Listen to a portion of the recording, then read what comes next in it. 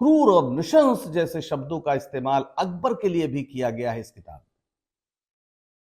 कहा गया है कि उसका शासन नृशंसता और सहिष्णुता का मिश्रण है। अब ये तो कोई भी राजा हो सकता है जो अगर आप उसके खिलाफ होंगे तो वो सहिष्णु नहीं होगा, फिर वो तलवार ही उठाएगा। कहा गया कि अकबर ने 1567 ईस्वी में चित्तौड़ को घेरा और 30,000 नागरिकों को मारा गया और इसलिए अकबर नृशंस था, ये आधार बनाया एनसीईआरटी ने।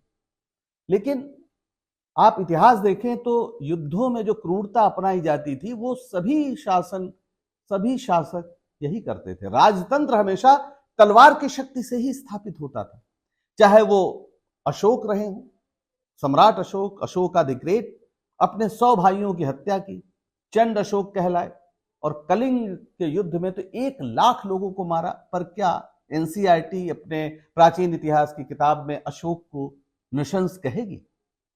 जाहिर है, राज्य का विस्तार हो, सिंहासन गंवाना हो या फिर पाना हो, सब तलवार के बल पर ही होता था और सल्तनत काल या मुगल काल कोई अपवाद नहीं था।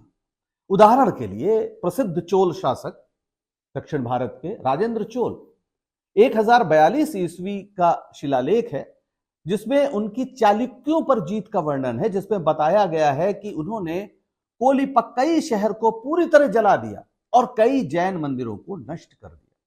इसी तरह उनकी कंदई प्रशस्ति में चालुक्य राजधानी मन्यखेता को जलाने और महिलाओं बच्चों के मारे जाने का उल्लेख है।